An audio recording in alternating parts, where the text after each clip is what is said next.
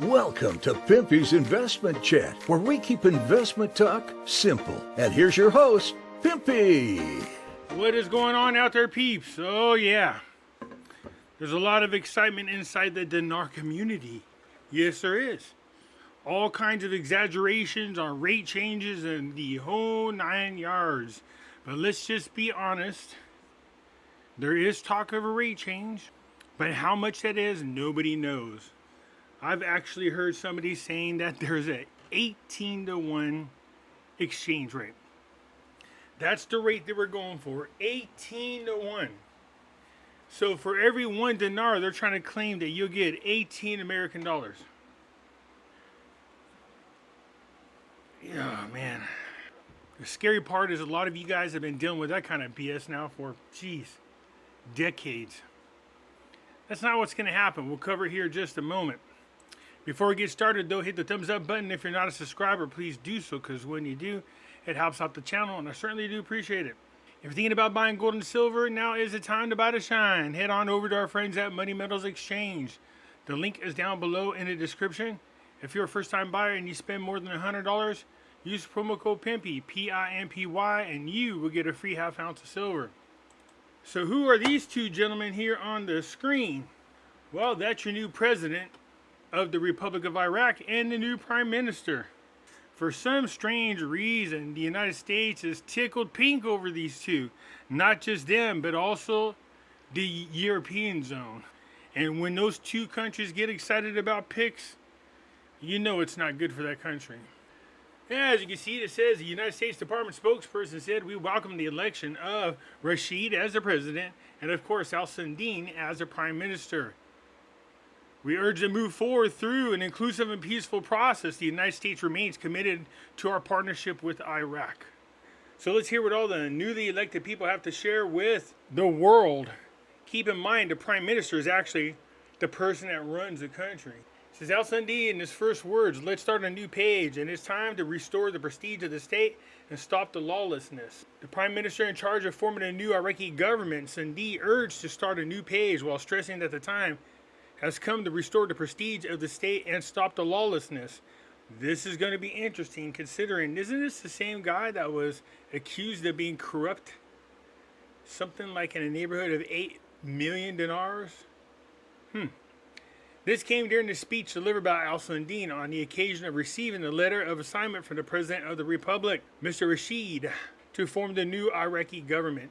In his speech, al-Sandin said, it is a matter of pride to confront this great responsibility, to continue serving the people, to perform the duty and pay the debts of Iraq and its proud people, adding, I thank the political forces for their broad support and giving us the confidence to assume responsibilities for forming the new government. Of course, the Prime Minister went on to say he's looking forward to cooperating with everybody, whether represented in the Parliament or present in the national space, noting the responsibilities is jointly borne by all, and they are all sons of the one nation and brothers in distress and prosperity. Well, last time those guys were gaining prosperity, they forgot to make sure that the Iraqi people were getting some of that prosperity. And as he goes on in his speech, doing all the same things that newly elected people always say, let's unify, I'll work with you, we need to do this, we need to do that for the people. Actions speak louder than words. Let's see how this government compares to al-Qadimi's after a year and a half. Al-Sandin pointed out that his work began from the first hours of assignment according to the realistic government program that adopts economic reforms aimed at revitalizing industrial and agricultural sectors, supporting the private sector, and addressing environmental impacts and desertification. He noted that fighting corruption would be at the forefront of the government's I know, I have to try to say this without laughing. Fighting corruption will be at the forefront of the government's priorities, calling on everyone to assume the responsibilities and participate in the comprehensive national campaign to combat corruption. Yeah, said the guy that took 800 million dinars. Aren't you buddies with Maliki? Tell him to kick down some of that money that he swiped. The Prime Minister designated promise to work according to the Constitution to strengthen the relationship between the federal government and the Kurdistan regional government and to resolve differences and outstanding issues, stressing his quest to hold local and parliamentary elections in a free and fair atmosphere and in light of transparent electoral system that reassures all contestants. There we go. Let's get it out there. So again, the rest of the article is just the same old rhetoric that you usually hear from elected officials once they get into office. And here is the article that everybody's going crazy over. Money! Yep, that's right, money. Let's talk about the exchange rate change. I remember one of the subscribers on the other channel challenging me to make an argument to do a 322 rate. I said it's not hard to do considering the circumstances. I said if Maliki and his people can somehow, some way get in control of the government, you got to remember that Maliki allegedly stole a lot of money from Iraq. So him increasing the value of the exchange rate benefits him greatly. Him along with all his other corrupt cronies.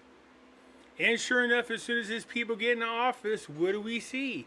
Now I'm not saying they're going to do the 322 rate. I said they were going to go up in increments, and it sounds like that's what they plan to do. So let's go ahead and see what these people have to say about the exchange rate, shall we? A member of the Fatah, Al-Sundi, will announce his booth within 2 weeks and reduce the dollar exchange. A member of the Al-Fatah Alliance suggested that Prime Minister designated Al-Sundi would announce his cabinet within 2 weeks.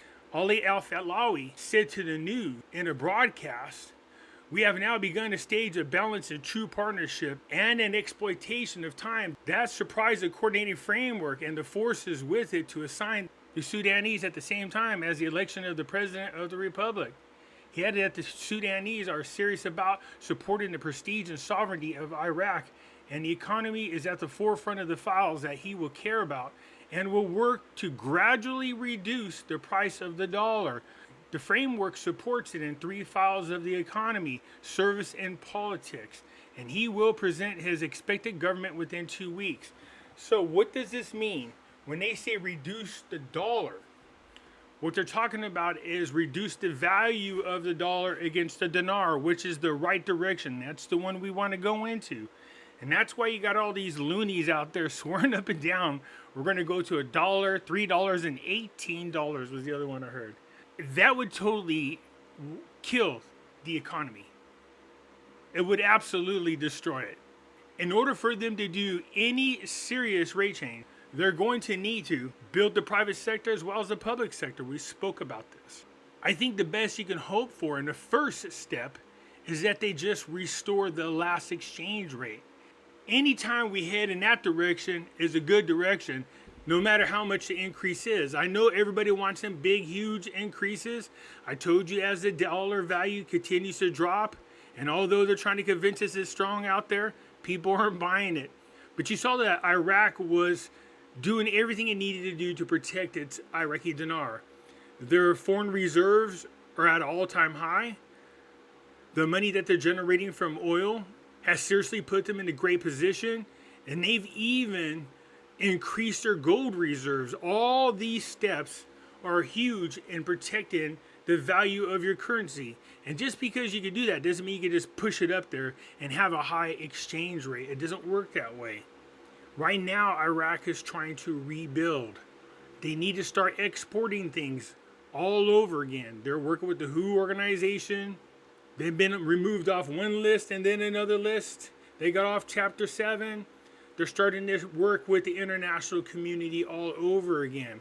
The last thing you want to do is raise the rate up so high that your goods are too expensive to sell internationally and you can't compete because you made the exchange rate too high.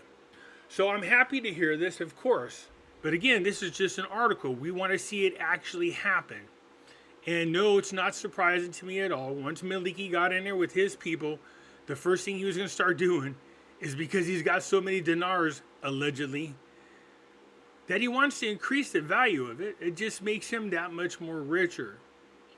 So people want me to go ahead and predict the rate. Well, we don't do dates and rates here. We just don't. But if I was a betting man, I'm going to guess that the first step is they just reinstate the Iraqi dinar to its former value.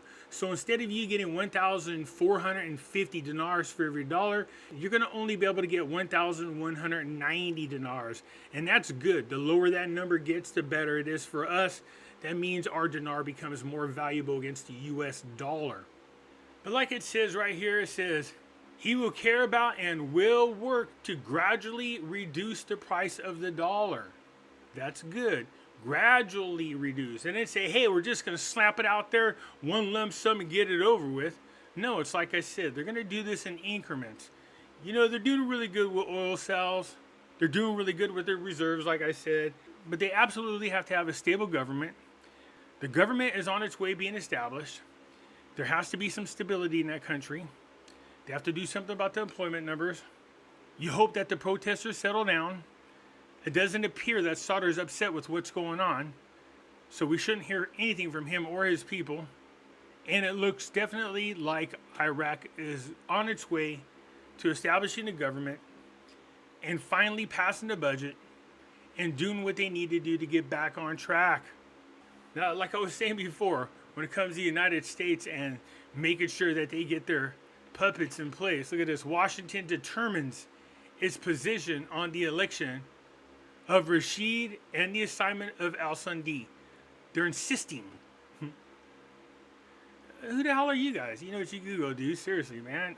Our government has gotten way out of control. It really has gotten way out of control. And just to see these types of articles makes me sick. I had somebody tell me, Pimpy, you're sounding like an American hater.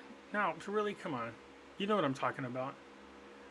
Our own rights are being violated here. And when you see other people's rights being violated by the same people, it just makes you sick. So look, I'm happy for the Iraqi people. Let's hope that these two do what's right for Iraq and the people of Iraq and not for their own personal greed. But anytime you see our country and the Europeans get behind certain candidates, you got to be concerned about that. So yes, you guys, I see they're talking about a rate change happening. No, I don't think it's going to be $18. No, I don't even think it's going to be $3. The first step, most likely, is going to be the reinstatement of the 1,190 dinars. And after that, depending on the impact it has on the Iraqi people and the economy, you can probably start seeing small jumps here and there over time. Anyways, that's it for now. You guys let me know what you think. I look forward to your comments, and I will get back to you then. That's it for now. I'm out.